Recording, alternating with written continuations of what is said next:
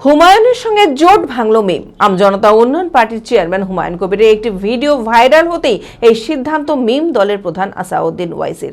নিজের সমাজ মাধ্যমের পাতায় আসাউদ্দিন ওয়াইসির আমজনতা উন্নয়ন পার্টির সঙ্গে জোট প্রত্যাহার করার কথা ঘোষণা করেছেন, আর যা নিয়ে এই মুহূর্তে রীতিমতো রাজনৈতিক তরজা তুঙ্গে। মানসিক স্বাস্থ্যের জন্য সবার আগে যে নামটি মনে ভেসে ওঠে, সুস্থ মনের ঠিকানা মনোবীক্ষণ। যোগাযোগ নাম্বার 7477799513। রাজ্যের 180টির বেশি আসনে হুমায়ুন কবিরের আমজনতা উন্নয়ন পার্টি ও মিম জোট করে প্রতিদ্বন্দ্বিতা করছে। 12টি আসনে প্রার্থী দিয়েছে মিম। ইতিমধ্যেই মিম দলের প্রধান আসাউদ্দিন ওয়াইসি হুমায়ুন কবিরের সমর্থনে নওদায় জনসভা করে যান। আগামীতে আরও নির্বাচনী সভা করার কথা ছিল আসাউদ্দিন ওয়াইসির, কিন্তু তার আগেই ভাইরাল হওয়া ভিডিওর জেরে বড়সড় ধাক্কা হুমায়ুন কবিরের আমজনতা উন্নয়ন পার্টিতে। হুমায়ুনের সঙ্গে জোট ভাঙল মিম।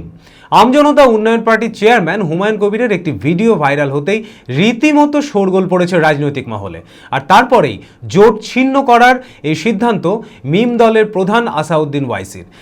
নিজের সমাজ মাধ্যমের পাতায় আসাউদ্দিন ওয়াইসি আমজনতা উন্নয়ন পার্টির সঙ্গে জোট প্রত্যাহার করে একাই প্রতিদ্বন্দ্বিতা করার কথা ঘোষণা করেছেন। ব্যারিস্টার আসাদুদ্দিন ওয়াইসি সাহেব যে সিদ্ধান্ত নিয়েছে 2026 বিধানসভা নির্বাচনে মিম বাংলায় একাই লড়বে। কালকে সোশ্যাল মিডিয়ায় একটা ভিডিও ভাইরাল হয় হুমায়ুন কবির সাহেবের। সেই ভিডিওতে হুমায়ুন কবির সাহেবকে বলতে দেখা যায় যে বাংলার মুসলমানকে আমি বোকা বানাতে চাই। আসাদুদ্দিন ওয়াইসি সাহেব আজকে ক্লিয়ার করে দিয়েছে যারা বাংলার সংখ্যালঘু মুসলমানকে বোকা বানাতে চায় তাদের সঙ্গে ব্যারিস্টার আসাদুদ্দিন ওয়াইসি সাহেব নাই। এবং আপনারা জানেন যে আমাদের সঙ্গে একটা জোট হয়েছিল, বাংলার দলিত সংখ্যালঘু মানুষের আওয়াজ উঠাবার জন্য আমরা একটা জোট করেছিলাম। কিন্তু কালকে যে ভিডিও ভাইরাল হয়েছে তারপরে ব্যারিস্টার আসাদুদ্দিন ওয়াইসি সাহেব সিদ্ধান্ত নিয়েছে যে মিম বাংলায় একাই লড়বে।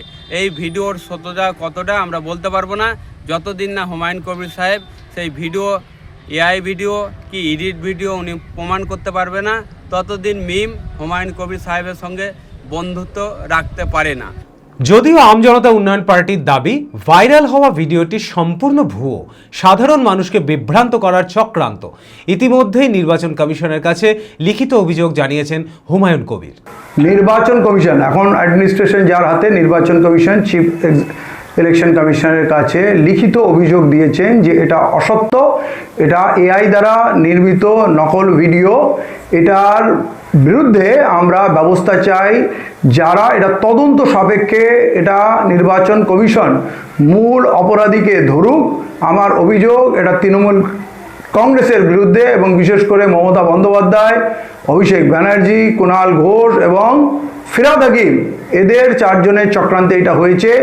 এরা রাজনৈতিক জমি হারিয়ে রাজনৈতিকভাবে দেউলিয়া হওয়ার পর এরা হুমায়ুন কবির সাহেবের আমজনতা উন্নয়ন পার্টিকে কাউন্টার করার জন্য এই জঘন্য কাজটি করেছে। এবং নির্বাচন কমিশনের কাছে ডিউলি হুমায়ুন কবির সাহেব বিচার দাবি করেছেন, তদন্ত দাবি করেছেন এবং বলেছেন যদি এই বিচারে আমি অপরাধী প্রমাণিত হয় তাহলে রাজনীতি থেকে নির্বাসন এবং যে শাস্তি মানুষ দেবে আমি মাথা পেতে নেব।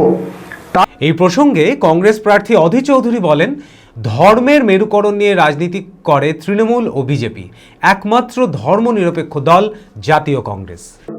এগুলো সত্য মিথ্যা নিয়ে আমার স্পষ্ট কোনো ধারণা নেই, কিন্তু যে ভাইরাল ভিডিও হয়েছে তাতে একটা জিনিস প্রমাণিত হয়েছে যে মানুষের মৌলিক সমস্যাকে বাদ দিয়ে কে হিন্দু কে মুসলমান, কোথায় মন্দির কোথায় মসজিদ, এই রাজনীতি বাংলায় কিন্তু আজ মমতা ব্যানার্জির নেতৃত্বে সুপ্রতিষ্ঠিত। একদিকে বিজেপি, একদিকে মমতা ব্যানার্জি, তারা পশ্চিমবঙ্গে সুপ্রতিষ্ঠিত করেছে যে ধর্মকে নিয়ে, ধর্মের মেরুকরণ নিয়ে কিভাবে রাজনীতি করতে হয়।